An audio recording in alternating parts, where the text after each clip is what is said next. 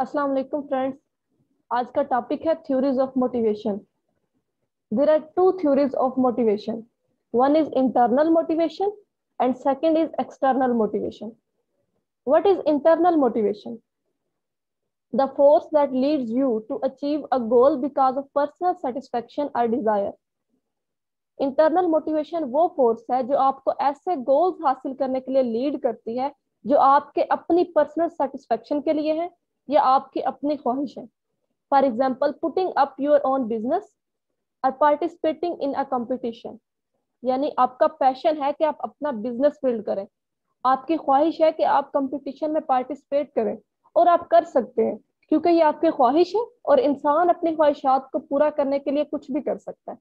और आप अपने बिजनेस में कामयाब होंगे क्योंकि आपको एक इंटरनल मोटिवेशन मिल रही है जो कि एक्सटर्नल से ज्यादा स्ट्रॉन्ग होती है। Internal motivation depends upon our passion. It is determined by our own values and goals. Internal motivation independent to external motivation. Internal motivation कभी भी external motivation पर depend नहीं करती। इट्स मीन कि जब एक काम आपका पैशन बन चुका है तो एक्सटर्नल से आपको कोई लेना देना नहीं होगा।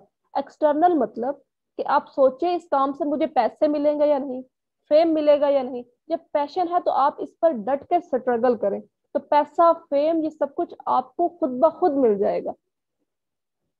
Internal motivation is a long-term motivator because, as we said, it comes from within the individual.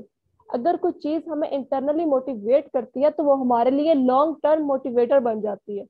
For example, जब कोई हमें सिखाता है कि ऐसे करना चाहिए, ऐसे नहीं करना चाहिए, मतलब पूरी स्पीच करता है हमें समझाने के लिए, तो मुमकिन है कि हमें उसकी बातें कुछ देर तक याद रहें, वरना अक्सर हम भूल जाते हैं। लेकिन अगर वही बातें हमें खुद रियलाइज हो जाती हैं कि क्या ठीक है और क्या गलत, तो फिर उन्हें हम कभी नहीं भुला पाते। And it's called long term motivator.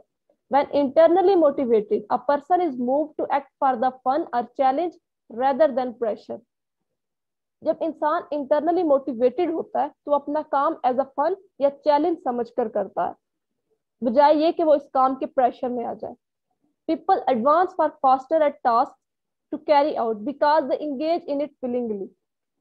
After internal motivation, लोग अपने टास्क को पूरा करने के लिए बहुत तेजी से आगे बढ़ते हैं क्योंकि वो इस काम में अपनी खुशी से मशगूल होते हैं।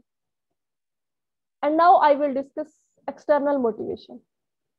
External motivation, as opposed to internal motivation, means that we do something not for the sake of inner fulfillment because we want to, but to gain a reward or avoid a punishment. जैसा कि हम सब जानते हैं कि external motivation internal motivation से मुख्तलिफ है।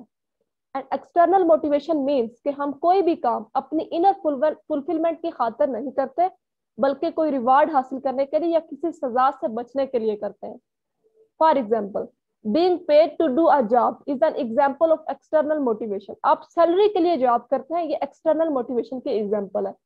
You may enjoy spending your day doing something other than work, but you are motivated to go to work because you need a paycheck to pay your bills.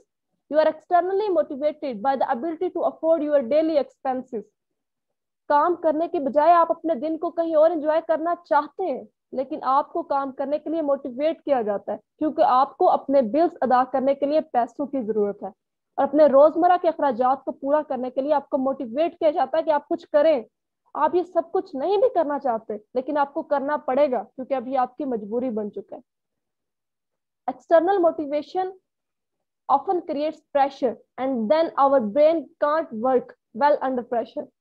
External motivation अक्सर दबाव पैदा करती है और फिर हमारा दिमाग दबाव में अच्छी तरह काम नहीं कर सकता and then we become less happy. ये था हमारा आज का टॉपिक। उम्मीद है आपको पसंद आएगा। अपना ख्याल रखिएगा और मेरे चैनल को सब्सक्राइब करना मत भूलिएगा। खुदा हाफिज।